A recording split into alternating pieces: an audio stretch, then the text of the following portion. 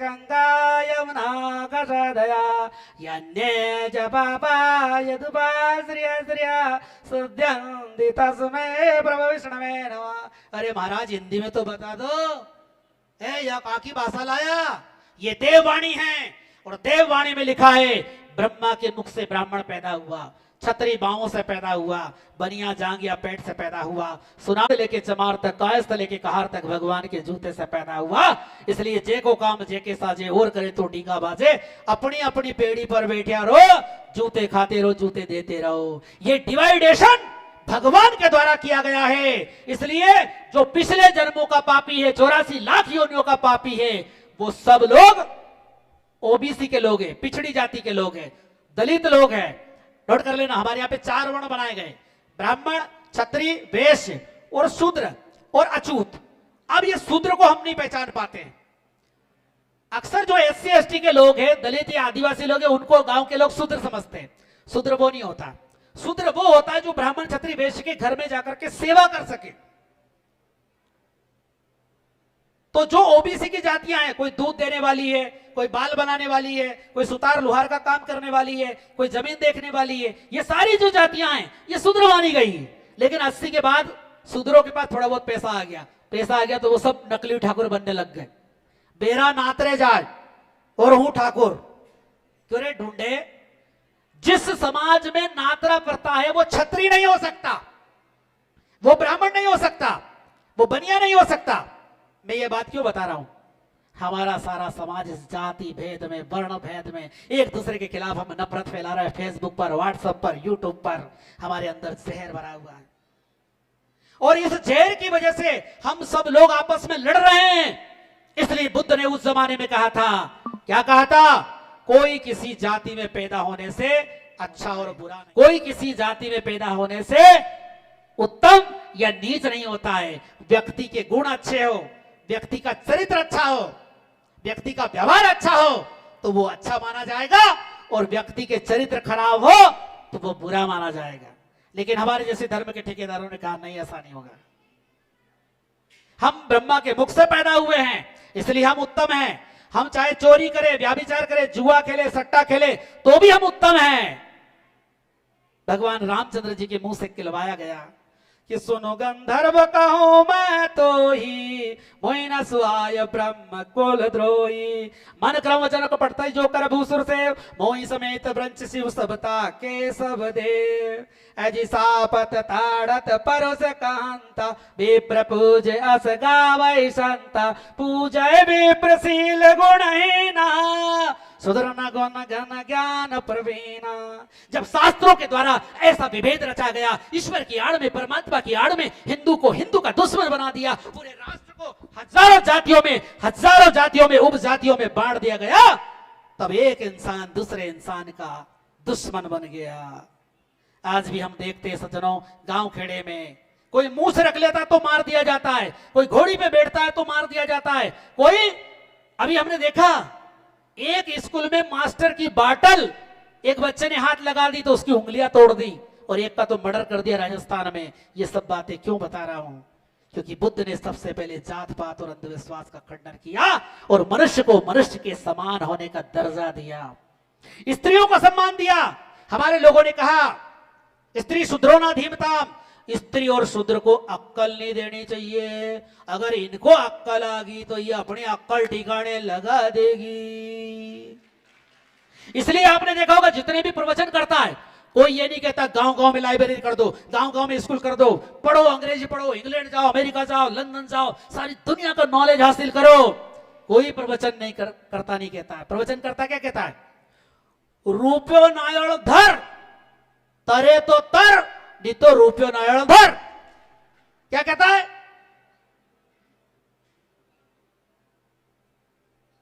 हरि भजले, हरि भजले, हरि भजने का मौका है, और गुरु जी के हरा हरा नोट गिनवा का मौका। देखो गुरुओं के पास संपत्ति लाखों करोड़ों रुपए गुरुओं के पास हो गया। कोई कार छोड़ के भाग रहा है, कोई जमीन छोड़ के, कोई बेरा छोड़ के, गुरु जी तभी संभालो, वहां से कहीं नहीं हुआ, इसको संभालो। गुरुओं के आश्रम में हजारों औरतें पड़ी हुई है, उनके साथ व्याभिचार होता है और बहुत सारे कर्मकांड होते हैं, पेपर में आता है। अरे डूब मरो, अपनी जवान लड़कियों को तो किसी गुरु के आश्रम पे भेजना ये बहुत बड़ा पाप है, बहुत बड़ा अधर्म है। नोट कर लेना, आप गुरुओं के आश्रम में अपनी बच्चियों को, अपनी माता बहनों को मत छोड़िए, अपने घर पे रखिए उनको। और अगर समाज सेवा करना है तो गृहस्थ रह करके भी आप समाज सेवा कर सकते हो, समाज का कल्याण कर सकते हो। बुद्ध ने कहा माता बहनों को पढ़ने लिखने का अधिकार नहीं, हम माता बहनों को भी साधु संत बनाएंगे, व्यास गादी पर बैठा करके प्रवचन कराएंगे। बुद्ध ने ऐसी क्रांति की। इसके बाद बुद्ध ने कहा, ऐ मेरे समाज के लोगों, ऐ मेरे राष्ट्र के लोगों, अति भोग और अति योग से बचना है। अति भोग और अति योग से बचना है। हमारे कटारिया जी की तरफ से 100 रुपए भेंट की जाते, तालियों स्वागत करें। सज्जनों, बुद्ध ने कहा हर चीज कार्य कारण सिद्धांत से होती है, इसलिए कार्य कारण सिद्धांत समझो। बुद्ध ने कहा सम्यक दृष्टि, आपकी दृष्टि कैसी होना चाहिए? सम्यक, वैज्ञानिक होना चाहिए। नजरें बदली तो नजारे बदल गए, कश्ती बदली तो किनारे बदल गए। बुद्ध ने ऐसा अनुपम संदेश दिया। बुद्ध की क्रांति से पूरा देश, पूरा एशिया, पूरा थाईलैंड, पूरा जापान, चाइना, पूरी दुनिया के लोग प्रभावित हुए, लेकिन हमने बुद्ध को मिटाने का प्रयास किया। आज भी हम बुद्ध को मिटाने का प्रयास कर रहे हैं। बुद्ध का इतना प्रचार हुआ, स्वामी विवेकानंद कहते हैं कि हमारे 4 धाम के मंदिर, हमारे तिरुपति बालाजी, आपको मालूम तिरुपति बालाजी में क्या करते हैं? औरतें भी जाती है, स्त्रियां भी जाती है तो गंजा होके आती है, पुरुष भी जाता है तो गंजा होके आता है। हमारे ब्राह्मण धर्म में, वैदिक सनातन धर्म में गंजा आदमी कब होता है? जब बाप मर जाता, मां मर जाता, बुजुर्ग हो जाता। हमारे यहाँ गंजा होना अशुभ माना जाता है। बुद्ध के धम्म में बाल को समर्पित करना पवित्र माना जाता है। तिरुपति बालाजी बौद्ध स्थल है, 4 धाम जो है वो बौद्ध स्थल है। ये ऐतिहासिक प्रमाण है इसके। सज्जनों, हमारा जो ब्राह्मण धर्म है, वैदिक सनातन धर्म, मूर्ति पूजक नहीं है। नोट कर लेना, सत्यार्थ प्रकाश पढ़ोगे तो महर्षि दयानंद सरस्वती ने स्पष्ट लिखा है, मूर्ति पूजा जैनियों और बौद्धों ने चलाई और हम लोगों ने नकल की। मूर्ति पूजा का हिंदू धर्म से, सनातन धर्म से कोई संबंध नहीं है। हमारा धर्म वैदिक सनातन धर्म है, बलि प्रथा वाला, यज्ञ हवन करने वाला। इसलिए भैंसवा माता जी पास नहीं है। माह का महीना हो, दे बकरा काट, दे बकरा काट। जगह जगह हमारे यहाँ पे देवियों के मंदिर है, वहां पर बकरे काटे जाते हैं, भैरू महाराज को दारू पिलाई जाती है। उज्जैन में कलेक्टर साहब अष्टमी और नवमी के दिन दारू की धार अष्टमी माता, नवमी माता को चढ़ाते। ये परंपरा है, ये कल्चर है इस देश का। बुद्ध ने कहा किसी जीव को मत मारो, किसी जानवर को देवी देवता के नाम पर मत मारो। आज हमारे यहाँ पे क्या क्या कहा जाता है? बच्चों नहीं हो रहा, बकरो चढ़ाऊंगा। बच्चा हो गया, बकरा चढ़ाऊंगा। बच्चा बीमार हो गया, ए भगवान बचा ले रे, ए भगवान बचा ले, 2 बकरा ले ले, 4 ले ले, पर बच्चा के बचा ले। क्यों रे ढूंढा? अच्छा, किसी को बच्चा पैदा नहीं होता है, ए भगवान 5 बकरा चढ़ा दूंगा, पर 1 हाथ तो टपका दे ना। नोट कर लेना मेरे साथियों, विचार करो, चिंतन करो, गौर करो।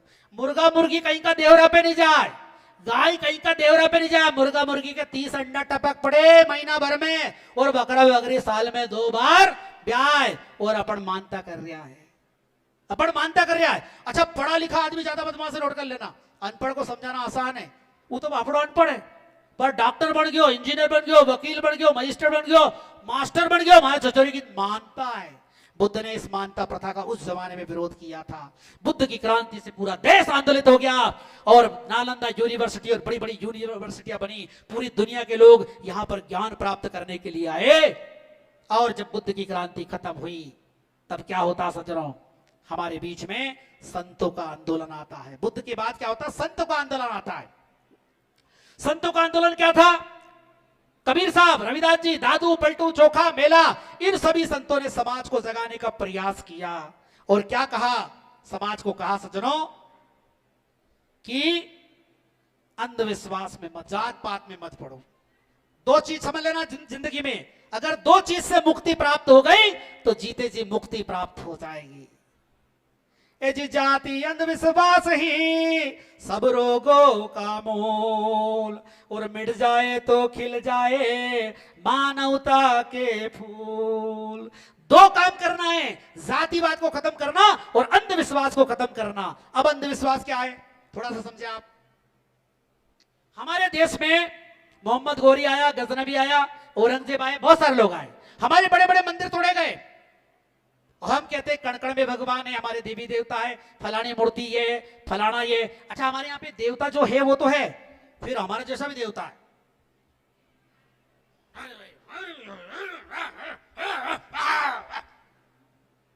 अरे फोन आ रही, उनके महाराज के फोन आ रही, दो फड़ा लो, नारियल फोड़ो, होता है। देखा, तेरे को देवता आता है, तेरा देवता औरंगजेब के साथ कहां गया था?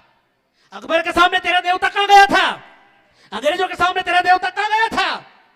इस देश की जनता, भोली भाली महिलाओं को और किसान मजदूरों को डराया जाता है देवी देवता के नाम पर। कबीर ने कहा है, तंत्र मंत्र सब झूठ है, मद भरमो जग कोय, और सार सब जाने बिना कागन हंसा होय। ये तंत्र मंत्र झूठ है। कबीर के सामने मंदिर गिर रहे थे, रविदास के सामने मंदिर गिर रहे थे, कोई तांत्रिक मांत्रिक काम नहीं आया। उनकी तलवार के सामने, उनके जूते के सामने बड़े बड़े मंदिरों को नस्त नाबूद कर दिया गया। 2-2 रुपए में हमारी माता बहनें, सुंदर सुंदर माता बहनें गजनी की सड़कों पर दासी के रूप में, लोडियों के रूप में बेची गई। अगर असली देवता होता तो भारत माता की तरफ कोई आंख उठा के नहीं देख सकता था सज्जनों। लेकिन सब लोग हम काय में लग गए, अंधविश्वास में लग गए। पंडित पुरोहित और हमारे जैसे धर्म के ठेकेदारों ने अंधविश्वास फैलाया। ये मूर्ति चमत्कारी है, कारिक है, ये स्थान चमत्कारिक है, यहां पूजा करवा लो, यहां पाठ करवा लो, लेकिन कोई भी पूजा पाठ और कर्मकांड काम नहीं आया। इसलिए कबीर ने कहा था, तंत्र मंत्र सब झूठ है, मद भरमो जग कोय, सार समझ जाने बिना कागन हंसा हो। और रविदास जी महाराज कहते हैं, क्या कहते हैं? जहां अंधविश्वास से सत्य परखता नहीं, रविदास सत्य सोई जानिए, जो अनुभव हो मनमाई। क्या कहते हैं? जहां अंधविश्वास है, जिस समाज में, जिस राष्ट्र में अंधविश्वास होगा, वो समाज, वो राष्ट्र कभी आगे नहीं बढ़ पाएगा। जहां अंधविश्वास है, सत्य परखता नहीं, सत्य और झूठ की परख करना जिन लोगों को नहीं आती, वो समाज कभी आगे नहीं बढ़ पाएगा। तो क्या कहते हैं रविदास जी महाराज? कहते हैं, अनुभव करो सच क्या है और झूठ क्या है। आप सज्जनों बहुत सारे कहते हैं, हमारी जी के तो ढाकण लग गई, हमारी मम्मी के तो देवता है। अच्छा, थारे देवता है, विचार करो देवता किसको आते हैं? अभी देवता वाले डॉक्टर साहब हमारे यहाँ, डॉक्टर साहब किधर बैठे? देवता वाला डॉक्टर बुलाया मैंने, डॉक्टर सोलंकी जी किधर बैठे? खड़े हो जाओ थोड़ा सा डॉक्टर साहब। ये डाकन चुड़ैल भूत पली सबका निकाल देंगे सज्जनों। ये साइकोलॉजिस्ट हैं, ये वास्तव में जो बीमारियां होती कैसे होती है हम आपको बताते हैं। 1100 रुपए इस प्रवचन से प्रभावित होकर के हमारे जाटव साहब, तालियों से स्वागत करो सज्जनों, खड़े हो जाओ, उनकी तरफ से भेंट किया जाता है। और ये बहुत मिशनरी व्यक्ति है, यहां पर हमारा सहयोग करते हैं। तो सज्जनों, डाकन किसको लगती है, भूत किसको लगता है? एक औरत ने अच्छी साड़ी पहन रखी पड़ोसन ने, और अपन अपनी बेरा के अच्छी, अपनी औरत को अच्छी साड़ी नहीं दिला पाए। अब वो मन मन में तो चाह गए कि साड़ी अच्छी, हमारी साड़ी भी होनी चाहिए। पड़ोसी के घर से रोज खुशबू आ रही, कोई मिठाई ला रहा है, कोई क्या हो रहा है, अपन अपनी पत्नी को साल भर में मिठाई नहीं खिला रहा, 6 महीने में मिठाई नहीं खिला रहा, वो को मन चलेगा हाथ पे खुशबू आ रही, धीरे धीरे वह घूमना लग जाए। कहीं चाय, कहीं नहीं चाय, साड़ी चाय, कहीं चाय, मिठाई चाय। अब वो पंडा क्या कहेगा? 3 बाट फूटे वहां पर मिठाई रख दे। अरे टूंडा, 3 बाट फूटे वहां मिठाई मत रखो, थारी बेरा का मुंडा में डाल दे बापड़ी के मिठाई, तो के आत्मा का शांति मिलेगी। नोट कर लेना, साल भर में अपनी पत्नी को 2-3 साड़ी दिला दो अच्छी बेहतरीन, हर महीना 15 दिन में मिठाई खिला दो। अभी ये केस आया था मजिस्ट्रेट के सामने, क्या केस आया? 6 महीना हुआ लाड़ा लाड़ी के, तलाक की अर्जी, पत्नियां खड़ी, पतियां खड़ा, कि क्यों इतनी जल्दी तलाक में आ गया? क्या तुम अपनी पत्नी से, मजिस्ट्रेट ने पूछा, पति से पूछा, क्या तुम अपनी पत्नी से प्रेम करते हो? कि हाँ साहब, इसके लिए जान दे दूं, मर जाऊं। पति से पूछा, क्या तुम अपनी पत्नी से प्रेम करते हो? कि हाँ साहब, इसके लिए जान दे दूं, मर जाऊं। तो वो उधर खड़ी क्या बोले? हाँ, मेरे लिए जान दे दो, कभी चॉकलेट तो खिला देता, कभी आइसक्रीम तो खिला देता। मजिस्ट्रेट ने फैसला दिया कि जाओ 8 दिन तक इसको होटल पे जाओ, मधुशाला में, और कुछ अच्छा खिलाओ पिलाओ। 8 दिन के बाद उनमें फिर पुनः मोहब्बत हो गई और तलाक की अर्जी वापस हो। इसलिए सज्जनों, अपनी पत्नी से प्रेम करो, अपने माता पिता से सम्मान करो, और माता बहनों की इच्छाओं की पूरी करो। कोई डाकन नहीं है, कोई चुड़ैल नहीं है, ये गलत है। और अगर कहीं डाकन चुड़ैल है, नोट कर लेना, सत्यानंद का चैलेंज है। 500 रुपए हमारे डॉक्टर साहब सीहोर से पधारे, तालियों स्वागत करें। चुड़ैल है। मैं 20 साल से प्रवचन कर रहा हूं और पूरी दुनिया में चुनौती दे रहा हूं। अगर दुनिया में डाकण हैं, सारी डाकणों की लिस्ट मुझे दो और मैं सारी डाकणों की लिस्ट भारत सरकार में हमारे मोदी जी को दूंगा। यादव जी, अच्छा, जादम साहब पटवारी की तरफ से 1500 रुपए बैठ के जाते कथा से प्रसन्न होकर के। स्वागत है सज्जनों। अगर डाकण है तो सारी डाकणों की लिस्ट मुझे दो, मैं भारत सरकार मोदी जी से आग्रह करूंगा, भारत पाकिस्तान की सीमा से सेना हटाओ, डाकणा की ड्यूटी लगाओ। खा परमेश्वरी कितना खा। अरे दुश्मन का खाए नहीं, दुश्मन देश का, अपना देश का लोग उनके कहीं खाए। और वो झिंझांग झपंग नन्ना नहीं आख्या का चाइनीज वाला, चाइनीज माल, वो हम लोगों को डराते हैं। तिब्बत छुड़ा लिया उनने। अगर तांत्रिक मांत्रिक के कोई बाबा कहता है मैं मूठ मार दूं, मैं मनक मार दूं, मैं इंसान को ऐसा तागा करूं कि अरे खड़े खड़े पड़ जाएगो, निपट जाएगो, थारा हाथ जोड़ा रे मोट मार बाड़ा। तांत्रिक मांत्रिक, पूरे देश के तांत्रिक मांत्रिक की लिस्ट मुझे दो। मैं भारत सरकार से अपील करूंगा, भारत और चाइना की सीमा पर से सेना हटाई जाए और अपना देश का तांत्रिक मांत्रिक पंडा पुजारी इधर से तागो फेंकियो चट, उधर से झिंग झांग जपंग फट, चट आदो, चाइना साफ हो जाएगा। सज्जनों, कुछ रासायनिक क्रियाएं होती है, उनको सीख लेते हैं, कुछ चमत्कार बताते हैं और उन चमत्कारों की सारी यूट्यूब पे जाकर के पोल पट्टी खुल सकती है। पानी में आग लगाना एक चमत्कार नहीं है, वो रसायन क्रिया है। अभी कोई आदमी हवन करता है तो हवन करता तो ऐसे हाथ करेगा, कुछ घी टाइप डालेगा और आग लग जाएगी। वो मैं आज करता वो, लेकिन क्या है कि टाइम का अभाव था और इतनी सारी व्यस्तता, पूरे कार्यक्रम को अरेंज करना, तो मैं आपको प्रत्यक्ष बताया था। ये लकड़ी ले आओ, आप जाना मेडिकल की दुकान पे, उसमें पोटेशियम परमैंगनेट ले आना, 10 रुपए का आएगा। लकड़ी के नीचे छुपा दो, लकड़ी ऊपर डाल दो, एक ग्लिसरीन की शीशी आएगी 10, 15, 20 रुपए की, उसको डालो चम्मच और फिर मंत्र पढ़ो, अजम निजाबरो वेति गन्नाम लघुचे साम उदार तरिचा नाम तो वसुदेव कुटुंबकम। और जैसे ही ऐसा डालोगे वैसे ही आग लग जाएगी। अरे बाबा चमत्कारी है, और पैसा फेंकने लग जाएगा आदमी। वो चमत्कार नहीं है, वो रसायन विद्या है। और इन चमत्कारों के चक्कर में हमारा रसायन विद्या खराब हुई। तो कबीर ने क्या कहा, रविदास ने क्या कहा? रविदास ने श्रम की महत्ता बताई, कबीर ने श्रम की महत्ता बताई। कर बैया बल आपनी छोड़ बिरानी आस, और जाके घर न दिया भत वो क्यों मरे पियास। कबीर ने कहा, रविदास ने कहा, क्या कहा? श्रम को ईश्वर जान के जो पूजे दिन रहन, रविदास ने संसार में मिले सदा सुख चैन। दोनों ने जात पात का खंडन किया। आज मालूम है, हमारे लोग कहते हैं हमारी लड़कियों के साथ लव जिहाद हो रहा है, हमारी लड़कियों को चाचा भगा के ले जा रहा है। हमारी लड़की अगर हमारे दलित आदिवासी पिछड़े या हिंदू समाज के सवर्ण अवर्ण से प्यार मोहब्बत करती है, शादी करना चाहती है, हम उसकी शादी करवा देना। शादी नहीं कराएंगे, हम उसकी हत्या करेंगे, हम उसको भागने के लिए मजबूर कर देंगे। ऐसा हमारा समाज है, ऐसा दुष्ट हमारा समाज है। अरे शास्त्र तो पढ़ लेते, क्या लिखा शास्त्र में? सदियों से हमारे बाप दादा, जिनको हम क्या मानते, भगवान देवी देवता, सबने लव मैरिज किए, सबने अंतरजाति विवाह किया। आपको मालूम है, जिस व्यास गादी पर बैठ करके हम प्रवचन कर रहे हैं, ये व्यास गादी कैसे बनी है? कौन थे व्यास जी? पाराशर ऋषि थे। महाभारत देखना, नाव चल रही थी और नाव में एक लड़की बैठी थी जिसका नाम सत्यवती था, और सत्यवती के शरीर में से मछली की खुशबू आती थी, इसलिए उसका एक और नाम था मत्स्यगंधा। पर गुरुजी मोहित हो गए, और गुरुजी मोहित हो गए तो व्यास जी हो गए। आज गुरुजी मोहित हो जाए तो जेल जाए बापड़ा, पर उस जमाने में कानून अलग था। अब लड़की ने कहा कि महाराज मैं कुंवारी हूं, बच्चा पैदा हो जाएगा तो मैं तो बदनाम हो जाऊंगी। गुरुजी ने कहा तथास्तु, तुम जैसी कुंवारी हो वैसी कुंवारी रहोगी, हमारी इच्छा पूरी कर दो। अब बच्चा कहां पैदा हुआ?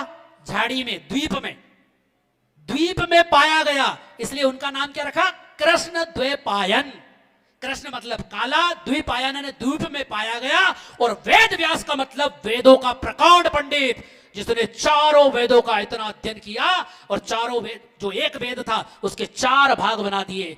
वेद व्यास उसको कहते हैं जिसको वेदों का पारंगत ज्ञान हो। और वो लड़का कौन था? हाइब्रिड, आजकल हम कहते हैं वर्ण संकर, अवैध संतान। आज किसी का शादी नहीं हो और ऐसे बच्चा पैदा हो जाए तो अपन क्या मानते हैं? अवैध संतान। अरे हमारा हिंदू समाज, हमारी सनातन संस्कृति, हमारे देश के पूर्वज कितने महान थे। एक अवैध बच्चे को भी हमने व्यास गादी पर बिठा दिया और दुनिया का सबसे बड़ा ऋषि बना दिया। कितना उदार समाज था, कितना उदार समाज था।